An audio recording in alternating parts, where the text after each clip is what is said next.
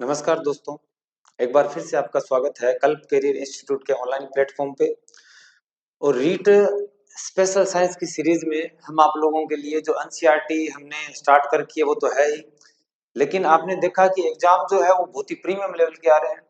तो इतने premium level के एग्जाम आने की वजह से हमें तैयारी भी बहुत ही प्रीमियम करनी पड़ेगी। आप उठा के देख लेना लास्ट वाले एग्जाम्स, अभी जो चल रहे हैं वो एग्जाम्स उठा के देख लेना।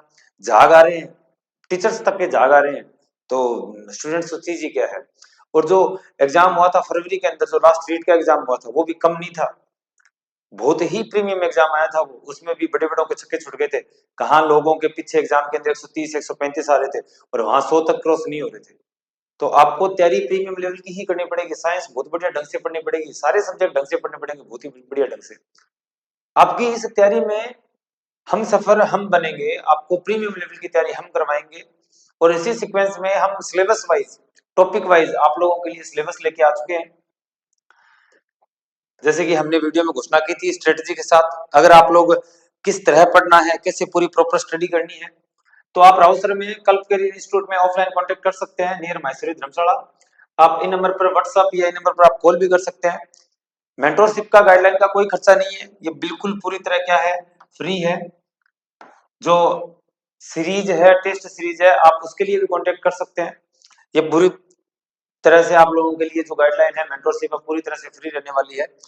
और हम जो टॉपिक वाइज सिलेबस लेके आए उसमें अपना स्टार्ट होता है परमाणु अणु, मोल संकल्पना, रासायनिक सूत्र, परमाणु की संरचना, एक अपना टॉपिक है। 2-4 पार्ट्स में हम इसको कंप्लीट कर लेंगे और फटाफट इसको पूरे सिलेबस को कंप्लीट करने की कोशिश करेंगे। तो चलिए दोस्तों, बिना किसी फालतू की बातों के अपने स्टार्ट करते हैं अपना लेसन। सबसे पहले अपने बात करते हैं परमाणु की। किसकी बात करते हैं दोस्तों? परमाणु की। अपना जो टॉपिक है उसमें पहला टॉपिक ही क्या है? एटम, परमाणु।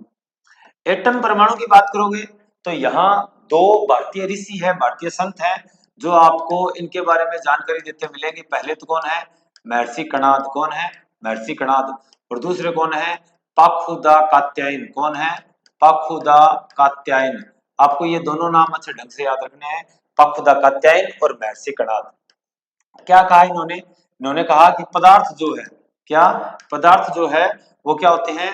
सरल और अपरिवर्तनीय कण। सरल और अपरिवर्तनीय कणों से मिलकर बने होते हैं। अपरिवर्तनीय कणों से मिलकर बनते हैं।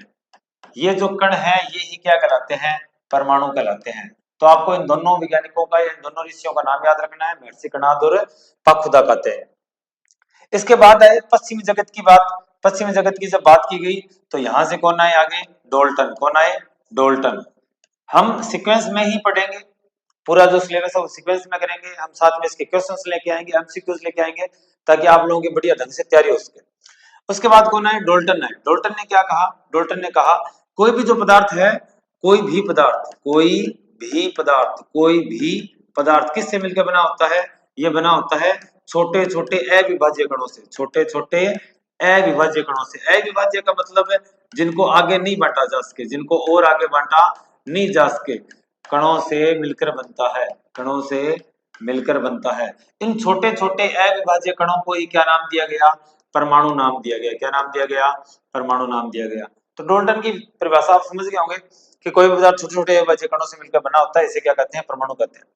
डोल्टन ने एक ही बात नहीं की, डोल्टन ने और भी 2-4 बातें कही, वो हम देख लेते हैं क्या क्या कही। उन्होंने कहा एक ही तत्व के परमाणु, एक ही तत्व के परमाणु, एक ही तत्व के परमाणु क्या होते हैं?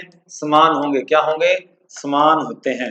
जैसे कि इसने कहा हाइड्रोजन एक तत्व है तो उसके जितने परमाणु आप कहीं से उठा लो, यहां से उठा लो, बाहर से उठा लो, सेम मिलेंगे। आप अमेरिका जाके उठा लो। भिन्न भिन्न तत्वों के परमाणु, भिन्न भिन्न तत्वों के परमाणु, परमाणु भिन्न भिन्न होते हैं, भिन्न भिन्न होते हैं, भिन्न भिन्न होते हैं। ये भी यानी कि जैसे मतलब एक ऑक्सीजन का परमाणु एक नाइट्रोजन का परमाणु है, तो ये आपको अलग अलग मिलेंगे, ये सेम नहीं मिलेंगे। ऑक्सीजन का परमाणु कहीं से उठा लो, नाइट्रोजन का परमाणु कहीं से उठा लो, ये सेम मिलेंगे। डोल्टन ने कही बहुत ही आसान बातें हैं। और क्या कहा इन्होंने? इन्होंने कहा कि परमाणु रासायनिक अभिक्रिया में भाग लेते हैं। परमाणु रासायनिक अभिक्रिया में भाग लेते हैं, अभिक्रिया में भाग लेते हैं। और भाग लेके क्या बनाते हैं? भाग लेते हैं और भाग लेके क्या बनाएंगे? अणु अथवा यौगिक, अणु अथवा यौगिक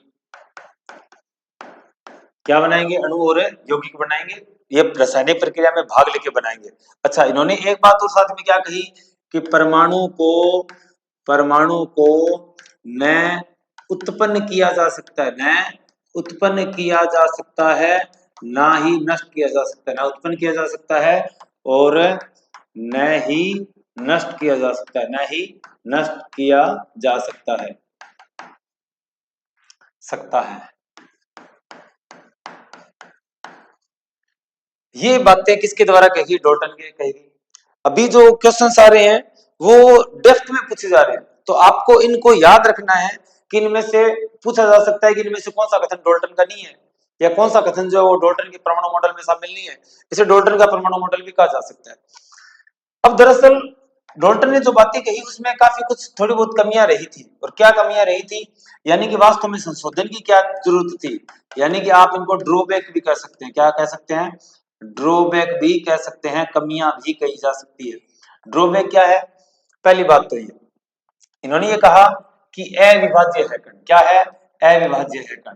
अब आप ये बताओ, जो अपरमाणविक कण है, जो अपरमाणविक कण है, जो अपरमाणविक कण है, अपरमाणविक कण मतलब जो परमाणु के अंदर मिले, उन्हें क्या कहेंगे, अपरमाणविक कण कहेंगे।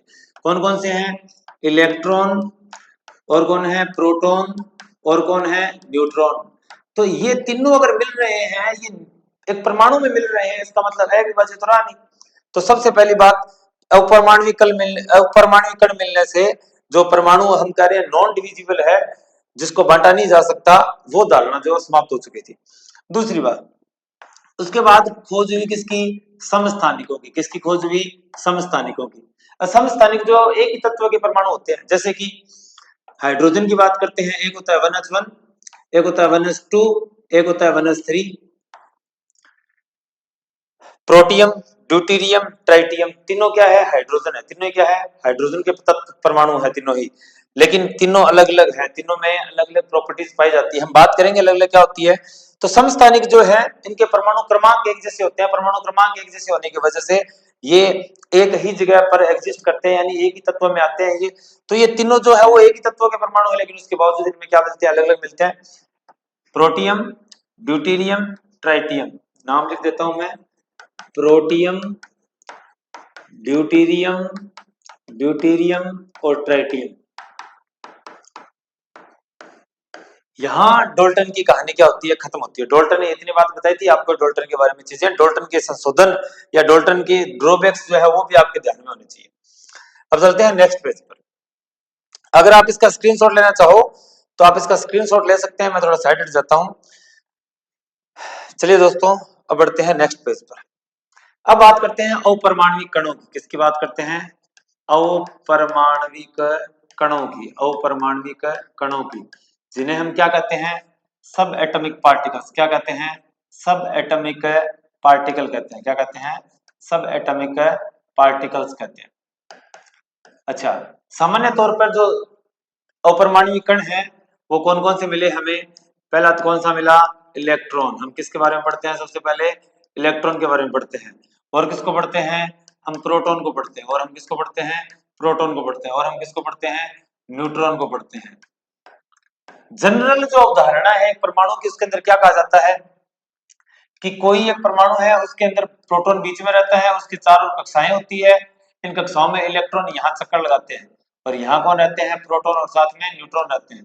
तो आपको ये बेसिकली मालूम होना चाहिए कि प्रोटॉन न्यूट्रॉन है कहाँ, इलेक्ट्रॉन कहाँ, इलेक्ट्रॉन कहाँ चक्कर लगा रहे हैं। इसके बारे में हम जब पढ़ेंगे, इलेक्ट्रॉन के बारे में जब पढ़ा, तो हमें ये मालूम चला कि इसका जो मास मिला, जो इसमें वजन मिला, वो कितना मिला, 9.1 into 10 to the power minus 31 KG, यानी 9.1 गुणा 10 की घात माइनस 31 केजी इसका वजन मिला। और उसका जो चार्ज मिला, यानी इसके ऊपर जो आवेश मिला है, क्या मिला है, आवेश मिला है। आवेश कितना मिला, वो मिला 1.6 into 10 to the power minus 19 coulomb. ये इसका क्या मिला, आवेश मिला। बाद में आई प्रोटॉन की बात। प्रोटॉन पे जो मास मिला वो क्या मिला, प्रोटॉन पे मास मिला 1.67262 into 10 to the power minus 27 KG. ये इसका मास है, अच्छी तरह याद रखना, 262। और इसके ऊपर जो चार्ज मिला, यानी जो आवेश मिला, वो कितना मिला, वो मिला 1.6 into 10 to the power minus 19 coulomb. तो क्या इन दोनों पे आवेश सेम है क्या? नहीं, इन दोनों पे आवेश परिमाण में समान है लेकिन निशान अलग अलग है। इलेक्ट्रॉन पे आवेश जो मिलेगा वो नेगेटिव मिलेगा, यानी ऋणात्मक। कैसा होगा? ऋणात्मक होगा। जबकि जो प्रोटॉन पे आवेश है वो कैसा आवेश है? धनात्मक आवेश है। कौन सा आवेश है? धनात्मक आवेश है। अब बढ़ते हैं आगे, आगे बढ़ेंगे तो न्यूट्रॉन, न्यूट्रॉन का जो मास मिला यानी इसमें जो वजन मिला है, इसका द्रव्यमान जो मिला है वो मिला है 1.67493 into 10 to the power minus 27 KG. और चार्ज की बात करें, आवेश की बात करें, आवेश क्या होता है इसके ऊपर? शून्य होता है। आवेश क्या होता है? शून्य, या फिर आप कह सकते हैं उदासीन होता है। क्या होता है? उदासीन होता है।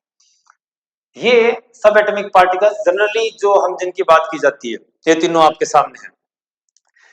हमें थोड़ा डेप्थ में पढ़ना पड़ेगा, इसलिए हम और भी कुछ विशेष कण हैं, उन कणों की बात करते हैं। और कौन कौन से कण हैं जिनके बारे में हमें देखने को पड़ेगा, जरूरी है? वो कण है, सबसे पहला आता है, शायद ब्लैक पे ये दिखाई नहीं देगा, मैं चेंज कर लेता हूं, इसी को रख लेते हैं। पहला है पॉजिट्रॉन। कौन है? पॉजिट्रॉन। पॉजिट्रॉन की खोज किसने की थी? एंडरसन ने की थी। खोज किसने की थी? एंडरसन ने की थी। अच्छा, इनकी भी खोज रहेगी, इनकी खोज बता देता हूं। इलेक्ट्रॉन की खोज की थी वो थॉमसन ने की थी। किसने की थी? थॉमसन ने। किसने की थी? थॉमसन ने की थी। प्रोटॉन की जो खोज की थी वो किसने की थी? गोल्डस्टीन ने। किसने की थी? गोल्डस्टीन ने की थी। और न्यूट्रॉन की खोज की थी वो किसने की थी? James Chadwick. किसने की थी? जेम्स चैडविक ने की थी। तो पॉजिट्रॉन की खोज किसने की? एंडरसन ने की। पॉजिट्रॉन की खोज किसने की? एंडरसन ने की। पॉजिट्रॉन क्या है? पॉजिट्रॉन इलेक्ट्रॉन जैसा कण है। कैसा कण है? इलेक्ट्रॉन जैसा कण। यानी कि मास जो है, इसका मास जो है वो क्या मिला? 9.1 into 10 to the power minus 31 KG. इतना मास मिला। 31, 9.1 गुना 10 की घात माइनस 31 केजी। लेकिन इसके ऊपर जो आवेश मिला, क्या मिला? आवेश मिला, आवेश मिला पॉजिटिव। आवेश वही है 1.67 into 1.6 into 10 to the power minus 19 coulomb. लेकिन ये कौन सा मिला? पॉजिटिव मिला। पॉजिट्रॉन, इलेक्ट्रॉन और पॉजिट्रॉन दोनों सेम है, बट आवेश क्या मिलता है? इसमें पॉजिटिव मिलता है, और इलेक्ट्रॉन को आवेश क्या मिलता है? ऋणात्मक, यानी कि नेगेटिव मिलता है। पॉजिट्रॉन के बाद आते हैं एंटी प्रोटॉन। कौन आते हैं? Anti proton. कौन आते हैं? Anti proton. अब सबसे पहले एंटी प्रोटॉन की खोज किसने की? तो एंटी प्रोटॉन की खोज आप याद रखेंगे, इसने की सेगरे ने की। किसने की? सेगरे। मैं नाम लिख देता हूं सही, अगर आपको दिखाई नहीं दे रहा है, यहां से नहीं लिखा गया है, तो ये नाम है सेगरे। क्या नाम है? सेगरे। आप स्क्रीनशॉट ले सकते हैं, बाद में आराम से नोट्स बना सकते हैं, या फिर आपका जैसा मन चाहे वैसे याद कर सकते हैं। ये प्रोटॉन जैसा कण है। कैसा कण है? प्रोटॉन जैसा कण है। लेकिन प्रोटॉन जैसा कण है, आवेश क्या मिला? चार्ज की मास की बात कर ले पहले, तो मास मिला 1.67262 into 10 to the power minus 27 KG. Charge क्या मिला? चार्ज वो मिला, सेम है 1.6 into 10 to the power minus 19 coulomb. लेकिन चार्ज है कैसा? ये चार्ज है ऋणात्मक। कैसा चार्ज है? ऋणात्मक। एंटी प्रोटॉन है। क्या है ये? एंटी प्रोटॉन है। आपको इसको याद रखना है। तीसरा जो मिला है वो है मेसोन। कौन है? मेसोन। मेसोन क्या है? मेसोन जो कण है, इनकी खोज किसने की थी? युकावा। किसने की थी? युकावा। आप नाम याद रखेंगे दोस्तों अच्छे ढंग से। मेसोन की खोज किसने की? युकावा ने की। अच्छा, इसके बाद है ये कैसे भी आवेश हो सकता है इनका। ये हो सकता है कि पॉजिटिव चार्ज पार्टिकल्स हो सकता है नेगेटिव चार्ज पार्टिकल्स हो सकता है इनके ऊपर कोई चार्ज ही ना, उदासीन हो। लेकिन इनका द्रव्यमान जो है, इनका द्रव्यमान जो है वो ज्यादा मिलेगा। क्या मिलेगा? ज्यादा मिलेगा। और इलेक्ट्रॉन की तुलना में काफी ज्यादा, इलेक्ट्रॉन की तुलना में काफी ज्यादा, इलेक्ट्रॉन की तुलना में काफी ज्यादा, काफी ज्यादा। कितना ज्यादा? लगभग 200 गुना ज्यादा, लगभग 200 गुना ज्यादा चार्ज मिलेगा इनका। चौथा आता है न्यूट्रिनो एंटी न्यूट्रिनो। चौथा आता है न्यूट्रिनो एंटी न्यूट्रिनो। अलग अलग है ये न्यूट्रिनो एंटी न्यूट्रिनो। ये न्यूट्रिनो एंटी न्यूट्रिनो, ये नाम पूरा आया नहीं यहाँ पे। Net neutrino anti neutrino.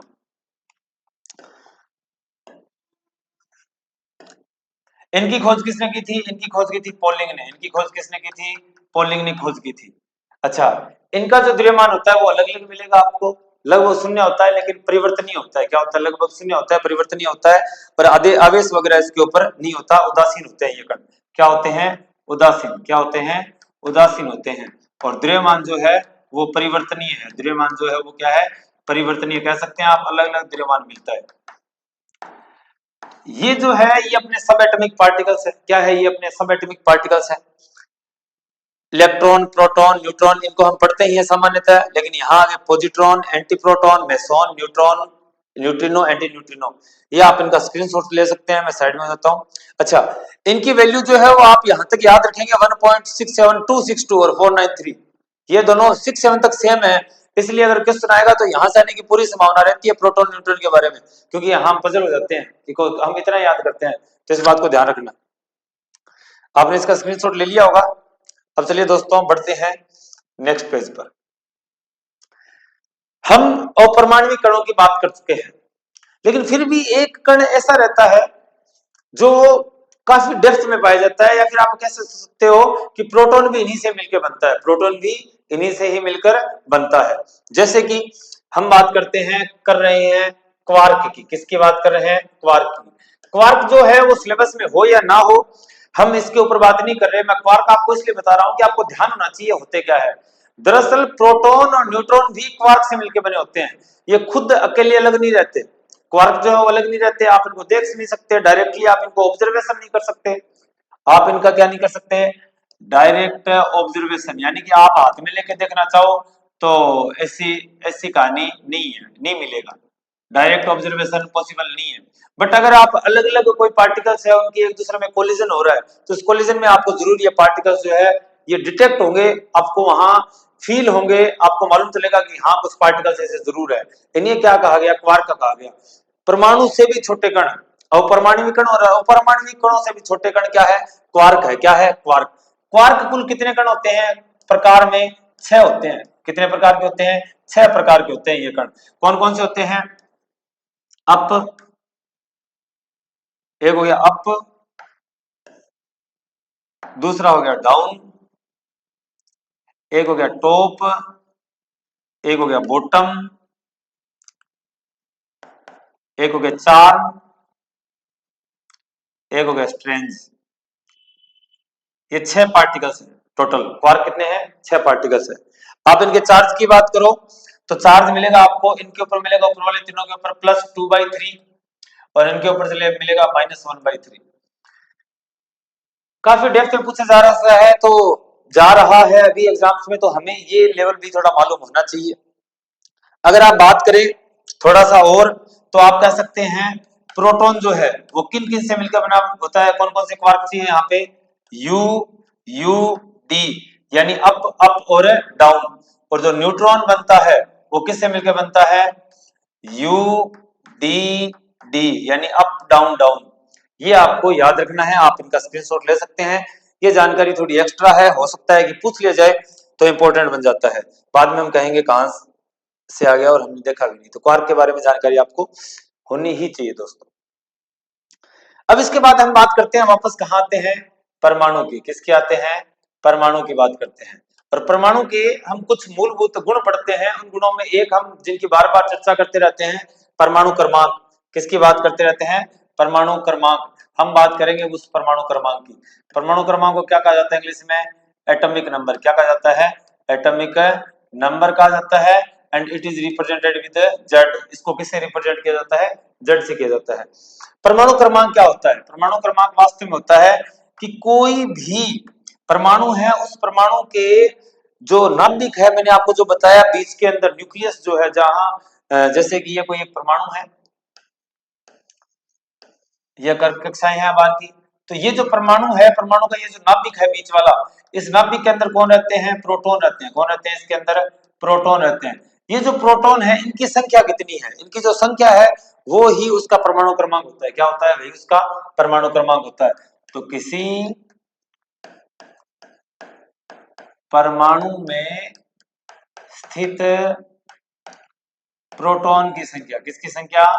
Proton की संख्या क्या होती है? परमाणु क्रमांक होती है। क्या होती है? परमाणु क्रमांक होती है। अब प्रोटॉन की संख्या, वास्तव में प्रोटॉन जो है वो एटम से निकाले नहीं जाते, इसलिए इसी संख्या को कहा जाता है।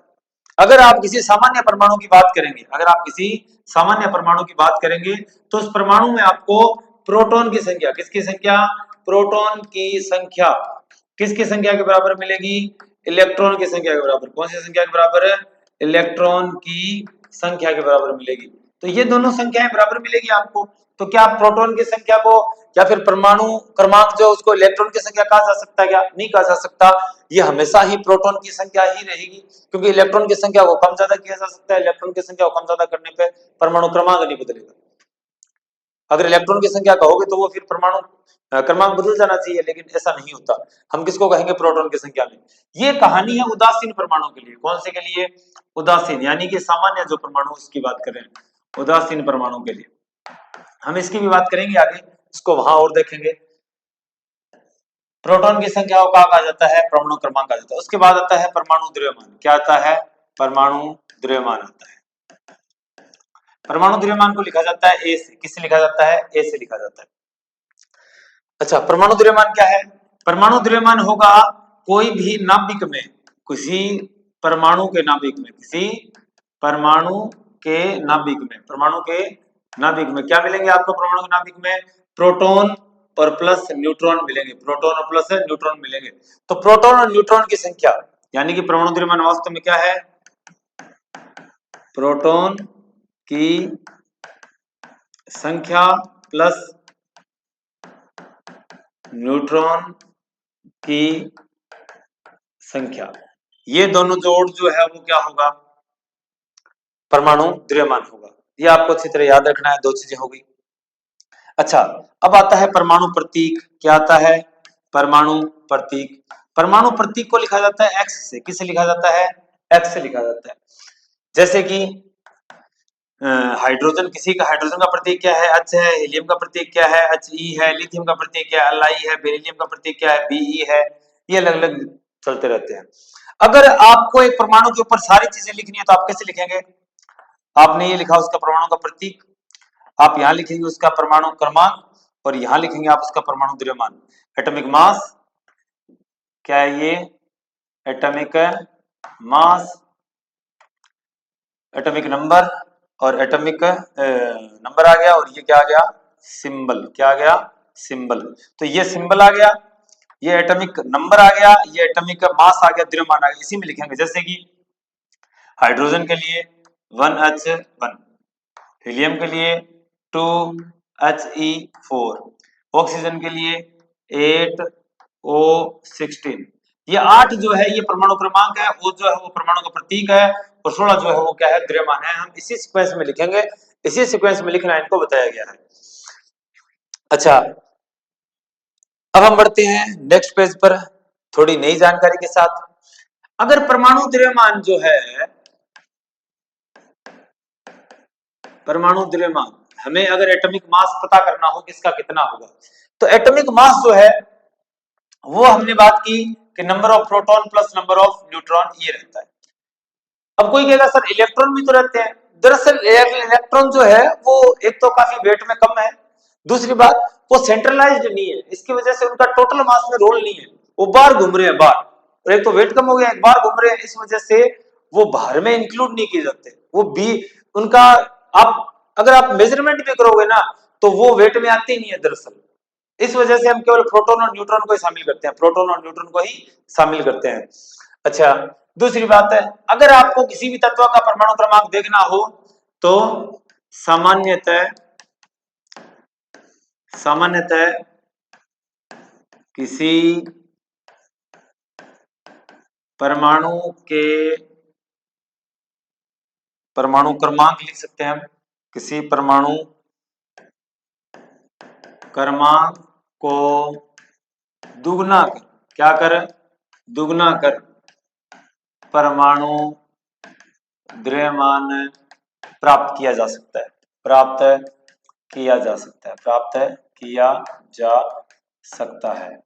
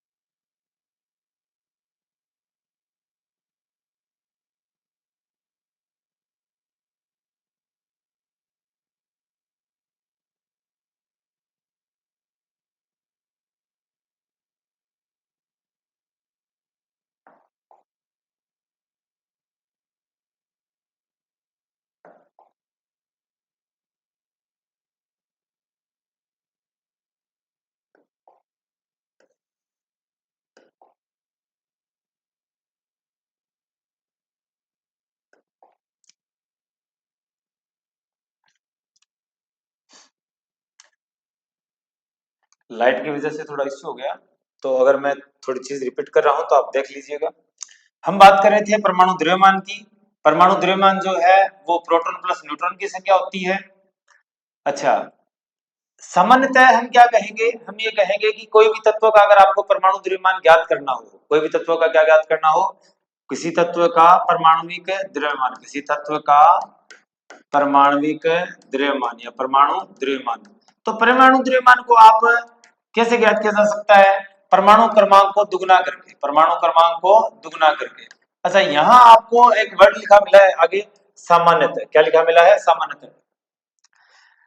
लाइट के इश्यू की वजह से हो सकता है मैंने आपको ये बात बता दी है, तो मैं आपको दूसरी बार बता रहा हूं कि दरअसल प्रोटॉन और न्यूट्रॉन की संख्या को ही हम इंक्लूड करते हैं परमाणु द्रव्यमान में। क्यों? क्योंकि इलेक्ट्रॉन का वेट काफी कम होता है इनके कंपैरिजन में, -31 होता है, इनका -27 होता है। इस वजह से इलेक्ट्रॉन जो है वो थोड़ी हल्के होते हैं।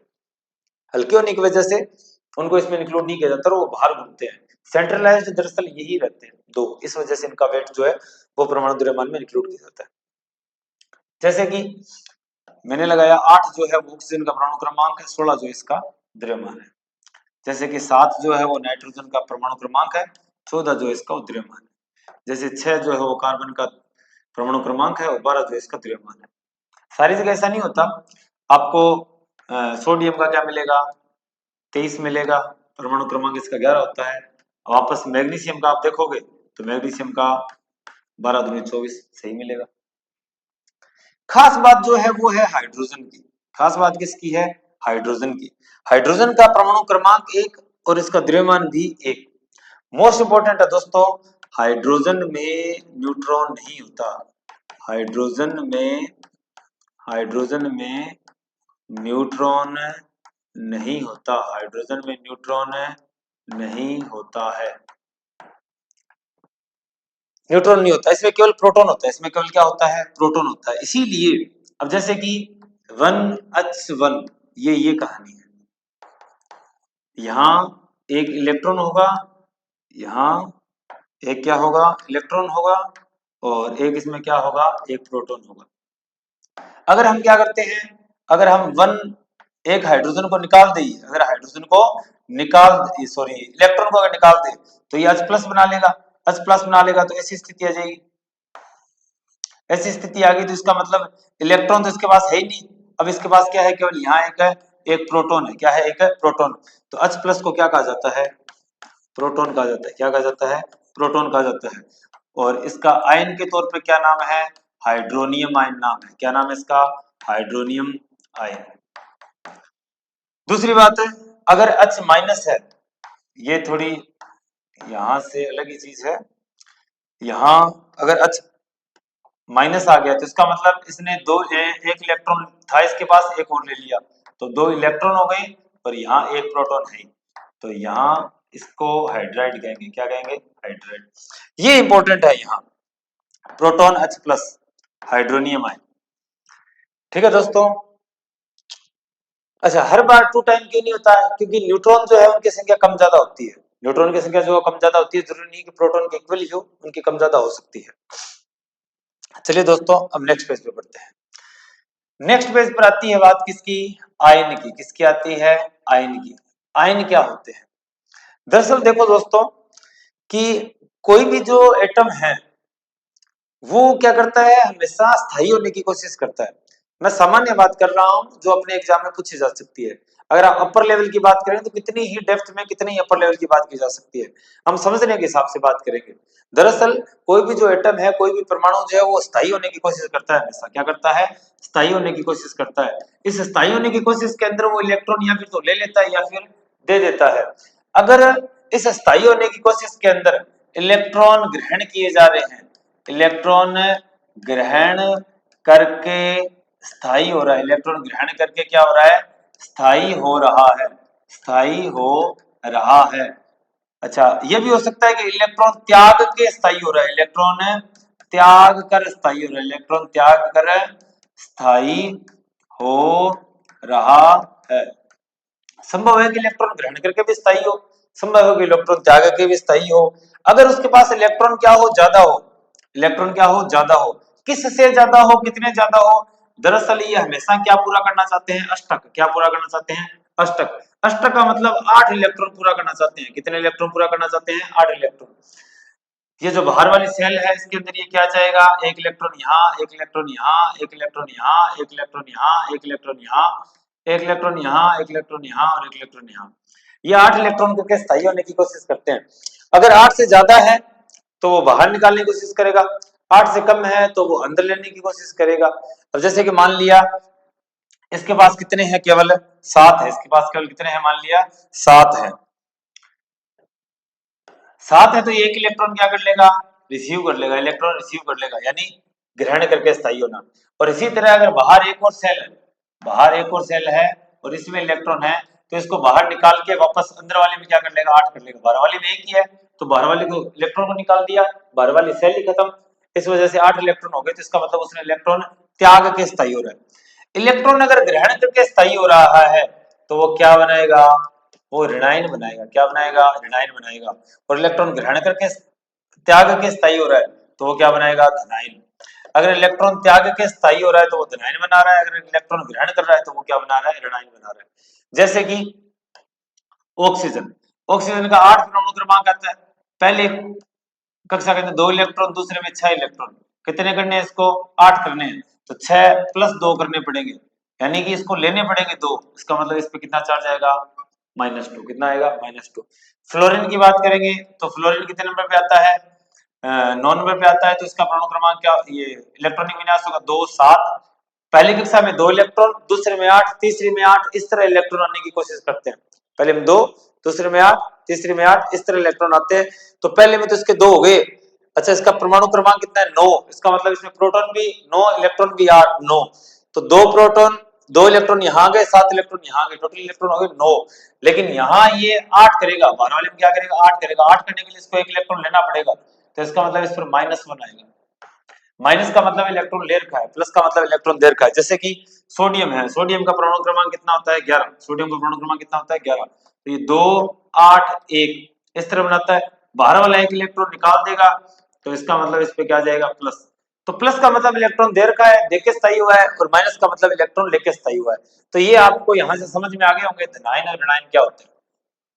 चलिए दोस्तों, धनायन और ऋणायन हमारे कंप्लीट हो चुके हैं। इसके बाद हम बढ़ते हैं आगे। एग्जाम्पल के तौर पे आप इस को कैसे समझ लो, इलेक्ट्रॉनिक कॉन्फ़िगरेशन को, इलेक्ट्रॉनिक विन्यास को कैसे समझ लो। जो ये टॉपिक है हम सामान्य कर रहे हैं, एक बार 2 8 8 जो इसके हिसाब से हम समझ रहे हैं। धनायन और ऋणायन हमारा समझना मुख्य उद्देश्य था, ना कि इलेक्ट्रॉनिक विन्यास को समझना। अगर इलेक्ट्रॉनिक विन्यास आपको समझना है तो आप कमेंट बॉक्स कर सकते हैं, मैं आपको प्रॉपर जो इलेक्ट्रॉनिक विन्यास लिखना है वो भी आपको बता दूंगा। एक स्पेसिफिक वीडियो जो लेके आएंगे इलेक्ट्रॉनिक विन्यास के लिए, उसको कैसा लिखा जाता है, याद भी कैसे करना है, ये सारा। चलिए दोस्तों, नेक्स्ट पेज पे बढ़ते हैं। अब हम देखते हैं कि हमें परमाणु मिले, लेकिन परमाणु के बाद बहुत सारे अन्य तत्व भी मिले जिनके बारे में हम कुछ जानकारी प्राप्त करते हैं। जैसे कि सबसे पहले हमारे पास है क्या, समस्थानिक। क्या है, समस्थानिक। समस्थानिक मतलब जो एक ही स्थान पर है। जो आधुनिक आवर्त सारणी है वो परमाणु क्रमांक के आधार पर बनाई गई है। वो एक स्थान पर तभी आ सकते हैं जब परमाणु क्रमांक क्या हो, समान हो। यानी कि वे तत्व जिनका परमाणु क्रमांक समान हो और द्रव्यमान भिन्न भिन्न, द्रव्यमान भिन्न भिन्न, अलग अलग हो, भिन्न भिन्न हो। जैसे कि 1s1 1s2 1s3। अब परमाणु तो इसमें परमाणु क्रमांक एक ही है इनका, यानी नंबर ऑफ प्रोटॉन जो एक ही है, लेकिन यहां एक प्रोटॉन, इसमें एक प्रोटॉन के साथ एक न्यूट्रॉन आ गया, इसमें एक प्रोटॉन के साथ दो न्यूट्रॉन आ गए, यहाँ एक प्रोटॉन के साथ 0 न्यूट्रॉन है, लेकिन तीनों का परमाणु क्रमांक तो एक ही है, इस वजह से एक जगह पर रहते हैं। इसका नाम है प्रोटियम, इसका नाम है ड्यूटीरियम, और इसका नाम है ट्राइटियम। इसका क्या नाम है? ट्राइटियम। अच्छा, ऐसे ही 17 Cl35 क्लोरीन और 17 Cl37। आपको परमाणु क्रमांक भी याद होने चाहिए, आप देख लेना। ये होते हैं समस्थानिक। उसके बाद है समभारिक। कौन है? समभारिक। समभारिक जो है उनका क्या मिलेगा? भार समान, यानी कि द्रव्यमान क्या मिलेगा आपको? समान मिलेगा। तो परमाणु क्रमांक क्या होगा फिर उनका? भिन्न भिन्न होगा। परमाणु क्रमांक क्या होगा? भिन्न भिन्न होगा, अलग अलग होगा परमाणु क्रमांक। जैसे कि एग्जांपल के तौर पे आपको एग्जांपल याद होना चाहिए ये, जैसे कि आर्गन है। आर्गन कितने पे आता है? 18 पे आता है। आर्गन का परमाणु क्रमांक 18 है और द्रव्यमान कितना है? 40। और इसी तरह कैल्शियम का परमाणु क्रमांक कितना है? 20 और द्रव्यमान कितना है? 40। तो द्रव्यमान सेम है बट परमाणु क्रमांक अलग अलग है, इस वजह से ये क्या है? समभारिक है। क्या है? समभारिक है। चलिए आगे बढ़ते हैं। नेक्स्ट हम देखते हैं क्या? सम इलेक्ट्रॉनिक। क्या देखते हैं हम? सम इलेक्ट्रॉनिक। सम इलेक्ट्रॉनिक। सम इलेक्ट्रॉनिक। सम इलेक्ट्रॉनिक नाम से क्लियर है, जिनमें इलेक्ट्रॉन सेम हो। जिनमें क्या हो? इलेक्ट्रॉन सेम हो। जैसे कि इलेक्ट्रॉन की संख्या समान हो। इलेक्ट्रॉन की संख्या समान हो, जैसे कि सोडियम प्लस Mg+2, एल्यूमिनियम +3। अब सोडियम का जो एटॉमिक नंबर है वो 11 है, मैग्नीशियम का जो 12 है, एल्यूमिनियम का जो 13 है। अब 11 इसमें प्रोटॉन थे, 11 ही क्या थे? इलेक्ट्रॉन थे। +1 आया है, इसका मतलब 11 इलेक्ट्रॉन है। एक इलेक्ट्रॉन दे दी तो अब इसके पास कितने इलेक्ट्रॉन है? 10 इलेक्ट्रॉन है। यहाँ इसके पास 12, इसका परमाणु क्रमांक है, इसका मतलब 12 इसके पास प्रोटॉन थे, 12 इलेक्ट्रॉन थे, 2 दे दिए तो 10 इलेक्ट्रॉन है। पर सेम है सही, इसका 13 क्या है? परमाणु क्रमांक है, इसका मतलब 13 इसमें इलेक्ट्रॉन है, 13 प्रोटॉन है। 13 इलेक्ट्रॉन में से 3 इलेक्ट्रॉन दे दिए तो क्या बच गए? 10 इलेक्ट्रॉन बच गए। तो तीनों में नंबर ऑफ इलेक्ट्रॉन सेम है, इस वजह से इनको क्या बोलेंगे हम? सम इलेक्ट्रॉनिक बोलेंगे। क्या बोलेंगे? सम इलेक्ट्रॉनिक बोलेंगे। अब सब न्यूट्रॉन न्यूट्रॉनिक भी बोले जा सकते हैं। न्यूट्रॉन की संख्या समान होनी चाहिए। क्या होनी चाहिए? न्यूट्रॉन की संख्या क्या होनी चाहिए? समान होनी चाहिए। जैसे कि एग्जांपल के तौर पे आप देखो 11Na23 और 12Mg24। नंबर ऑफ प्रोटॉन कितने हैं? 11। और एटॉमिक मास कितना है? एटॉमिक मास कितना है? मास है कितना? 23। इसका मतलब न्यूट्रॉन कितने हो गए? 23 - 11 बराबर 12। ठीक है, यहां देखो परमाणु क्रमांक कितना है? परमाणु क्रमांक है 12। कितना है? 12। और द्रव्यमान कितना है? द्रव्यमान है 24। इसका मतलब न्यूट्रॉन कितने हो गए? न्यूट्रॉन आपको मिलेंगे 24 - 12। मतलब द्रव्यमान में से हमने प्रोटॉन घटा दिए, क्योंकि न्यूट्रॉन प्लस प्रोटॉन ही वास्तव में द्रव्यमान होता है। तो कितने हैं? 12। तो इसमें भी 12 न्यूट्रॉन, इसमें भी 12 न्यूट्रॉन, इसलिए इनको क्या बोलेंगे? सम न्यूट्रॉनिक बोलेंगे। तो दोस्तों हमने स्टार्ट किया कहां से? परमाणु परमाणु से स्टार्ट किया। परमाणु के बारे में हमने डॉल्टन की थ्योरी पढ़ी, हमने डॉल्टन की थ्योरी में संशोधन है वो भी पढ़े, और उसके बाद नेक्स्ट जो है हमने अपरमाणु कणों के बारे में जानकारी प्राप्त की, अलग अलग कण। और उसके बाद हमने क्वार्क की बात की। क्वार्क जो है वो, अगर आप साइंस पढ़ रहे हो तो क्वार्क के बारे में मालूम होना चाहिए, ये क्लियर सी बात है। अगर क्वार्क नहीं मालूम तो आप साइंस को ढंग से नहीं पढ़ रहे, इसका मतलब। हमने परमाणु क्रमांक, परमाणु द्रव्यमान, परमाणु प्रतीक की बात की। हमने परमाणु द्रव्यमान के बारे में बाद में हाइड्रोनियम और इनके बारे में की, हाइड्राइड की बात की। नेक्स्ट आयन जो है, आयनों की बात की, आयन कैसे बनते हैं कैसे नहीं बनते। उसके बाद हमने समस्थानिक समभारिक की बात की, और उसके बाद हमने सम इलेक्ट्रॉनिक और सम न्यूट्रॉनिक की बात की। इसके बाद हम स्टार्ट करेंगे दोस्तों परमाणु मॉडल, जो अपनी नेक्स्ट क्लास रहेगी। अगर आप लोगों को साइंस के बारे में या मैथ के बारे में पर्सनली आप मिलके अगर कोई गाइडेंस चाहिए, आपको मेंटरशिप चाहिए, तो आप प्रॉपर हमसे मिल सकते हैं। राउसर में हमारा इंस्टीट्यूट है, ये इंस्टीट्यूट के कॉन्टेक्ट नंबर आप व्हाट्सएप कर सकते हैं। मेंटरशिप गाइडलाइन पूरी तरह से क्या रहने वाली है, फ्री रहने वाली है दोस्तों। अगर आपको हमारा कंटेंट, हमारी मेहनत पसंद आ रही हो तो आप चैनल को लाइक कीजिए, शेयर कीजिए, सब्सक्राइब कीजिए। आपका बहुत बहुत धन्यवाद दोस्तों। जय श्री राम।